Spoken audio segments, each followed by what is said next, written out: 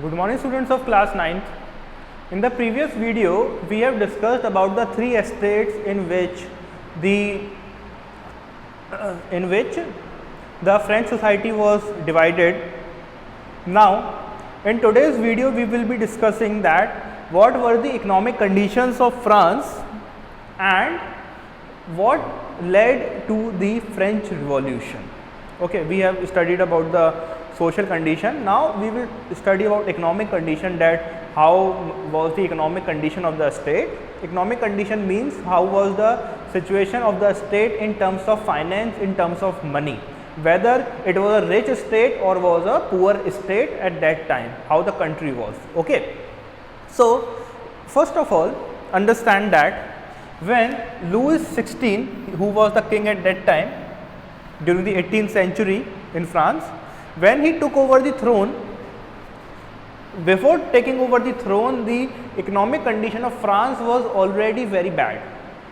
The economic condition of the country was already very bad because from earlier times they were fighting with Britain and its allies for power, and because of that war they were having a treasury which was almost depleted.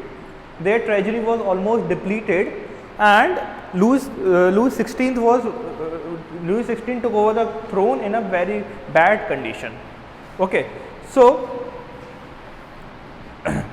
when he settled on an empty treasury and depleted finance due to hundreds of years of war with England and its allies, and there was a situation in which we have already discussed that in France only the third estate, which were the remaining citizens, they used to pay tax.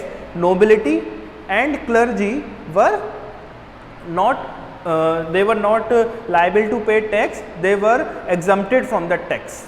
Okay, on them tax was not imposed. It was imposed only on the remaining citizens who were basically businessmen, who were basically peasants and farmers. Okay, so now their taxes revenue was very low because they used to get tax only from the third section of the society, and there were other reasons also due to which the economic condition was very bad. Let us look at the reasons. First of all, maintaining court at the palace of Versailles. There was a palace at Versailles at which they used to maintain that palace, and for maintaining that palace there was a huge cost incurred by the people, right? So there was a huge cost, and maintaining the court, that was the first reason. Second was maintaining huge cost of army. As we have already discussed that the country was at war with England, with Britain. So as they were at war, they were fighting a war, the expenses of war were very high. Okay, so maintaining huge cost of army. Next, maintaining government offices and educational institutions. They also had to run the educational institutions, they had to maintain the government offices, and for maintaining those government offices, for maintaining those institutions, they used to pay high taxes, and high rate of interest was also charged by the people, and they used to charge it from as tax, and the government has to pay the high rate of interest for taxes, which was almost around 10%. Okay, so I hope these were the economic conditions and they are clear to you, that because they were at war, they used to maintain huge palaces, huge courts, they have to maintain the government offices. So the rate of interest was also high for their debts. The loan which they have taken from other countries, they were high, and they were the reason why the economic condition of France was very bad. Now, as this was the economic condition, we can say that the state was almost in a very bad condition, right, because its treasury were depleted, right. Now, these were the reasons which led to the revolt. The first reason was heavy tax on the third estate. We have already understood that there were three states, right. The first was clergy, the other was nobility, and the third one was remaining citizens. and the first and the second estate did not pay any taxes.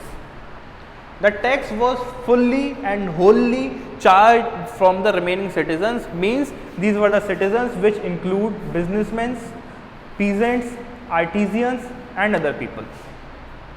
So they were the remaining citizens, they used to pay tax. So the first point that led to the revolt was heavy taxes on the third estate. The third estate was heavily charged by taxes. See, the overall social and financial state of France was dismal. By 1789, it was still paying off debts incurred by the late 17th and the early 18th century war of King Louis XVI.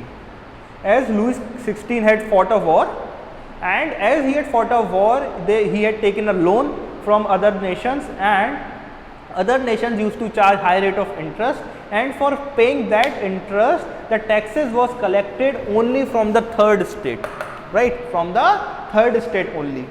And most people and institutions could afford to pay taxes, were not only exempted from being so, but were also consuming taxes paid by the third estate. Now, as we have already understood that clergy and nobility was the elite estate there, means they were the estates which were considered of high class. Now, they can pay tax, clergy and nobility both can pay tax, but they were exempted from tax.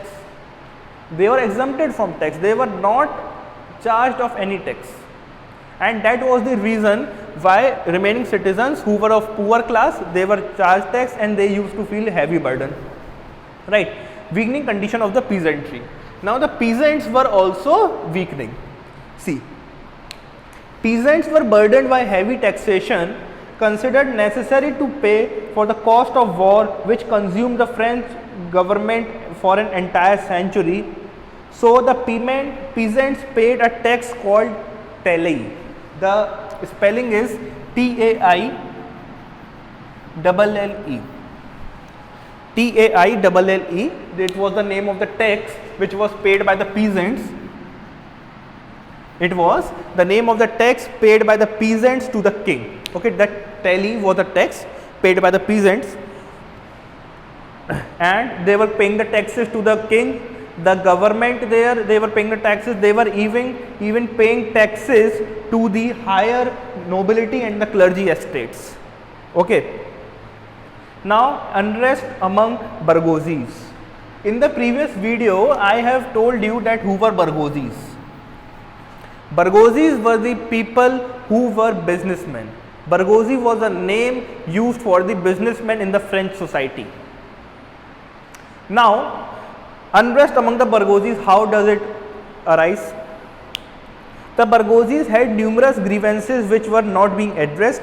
They wanted all churches, army and government position open to men of talent and merit.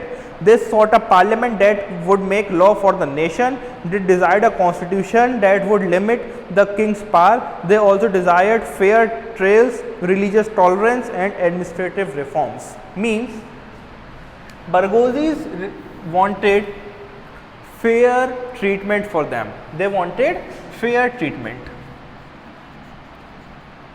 They wanted a fair treatment. They wanted that every person who is living in France should have equal rights as for religion, as for his freedom of expression, and the powers of the king should be limited. And they also wanted that the church, army and the government positions should not be taken by their predecessors or by their successors. They should be taken on the basis of merits. There should not be a thing in the churches that if a priest's son is there, then he is becoming the priest of the church. They demanded that only on the basis of the merits they should be appointed, whether it is for churches, whether it is for army men or for other places which were earlier reserved for them. Unrest among the bourgeoisies, I hope that is clear, and increasing social inequality. The third estate was a sufferer, as we have already seen. So the three estates were distinct in their character. The first two estates controlled the money and power and exploited the third estate. as we have already discussed that the third estate was being exploited and there was inequality in the society. And as there was inequality in the society, the third estate started raising its voice, and that was the reason which led to further the revolution, and the revolution broke out. In the next video, we will discuss about how the revolution started, how the revolution took place and how it executed. Thank you, students.